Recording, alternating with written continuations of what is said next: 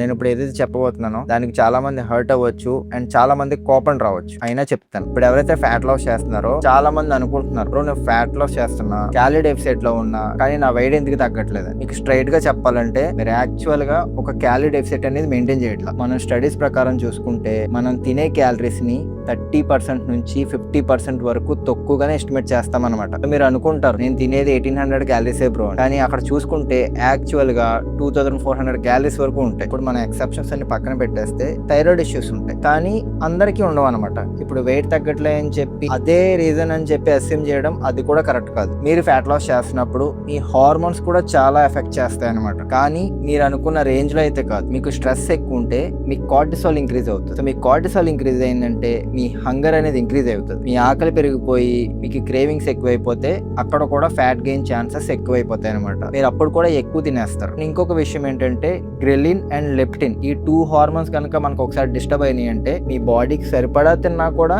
మీకు ఇంకా ఆకలేస్తుంది. స్టమక్ ఫిల్లింగ్ అయినట్టు అనిపించదు, మీకు ఇంకా ఎక్కువ ఆకలేస్తూనే ఉంటుంది. సో ఆ టైంలో కూడా మీకు తెలియకుండానే చాలా ఎక్కువ తినేస్తారు. సో అప్పుడు కూడా మనకు ఫ్యాట్ గెయిన్ ఛాన్సెస్ ఎక్కువ ఉంటాయి అనమాట. మన హార్మోన్స్ కనుక డిస్టర్బ్ అయితే అవి డైరెక్ట్ గాల్లో నుంచి ఫ్యాట్ తీసుకొచ్చి స్టోర్ చేసేవి కదా, అవి మన హంగర్ ని కంట్రోల్ చేస్తాయి, మన ఆకలిని కంట్రోల్ చేస్తాయి, మన క్రేవింగ్స్ ని కంట్రోల్ చేస్తాయి. అవి మన బిహేవియర్ ని కూడా చేంజ్ చేస్తాయి అనమాట. ఆ ఎఫెక్ట్ ఎక్కడ పడుతుంది అంటే ఫైనల్ గా మన క్యాలరీస్ మీద పడుతుంది. ఇంకొక మిస్టేక్ చాలా మంది దగ్గర చూస్తున్నాను, క్రాష్ డైట్స్ ఫాలో అవడం, చాలా తక్కువ తినేసి మజిల్ లాస్ చేసుకుంటారు. వన్స్ మీకు మజిల్ అనేది తగ్గిపోయిందంటే మీ మెటబాలిజం కూడా స్లో అవుతుంది. సేమ్ క్యాలరీస్ తిన్నా కూడా మీ ఫ్యాట్ లాస్ అనేది స్లోగా ఉంటుంది. నేను ఇప్పుడు చెప్పినవన్నీ పక్కన పెట్టేసిన మనకి end of the day reality ఒకటే, calories in and calories out. నేను ఇప్పటివరకు ఎవరిని చూడలేదు ఈ calories in and calories out ని, ఈ రూల్ ని బ్రేక్ చేసి స్టిల్ ఫ్యాట్ లాస్ చేసిన వాళ్ళని నేను ఇప్పటివరకు ఎవరిని చూడలేదు. మీ వెయిట్ కనుక తగ్గట్లే అంటే ఫస్ట్ మీ మెటబాలిజం స్లో అయిపోయింది అని చెప్పి అనుకోకుండా మీ ట్రాకింగ్ కరెక్ట్ గా ఉందా లేదో చెక్ చేసుకోండి. అండ్ సెకండ్, మీరు హానెస్ట్ గా ఉన్నారా లేదా. వన్స్ ఈ క్వశ్చన్ మిమ్మల్ని మీరు క్వశ్చన్ చేసుకోండి. ఇది కనుక నో అయితే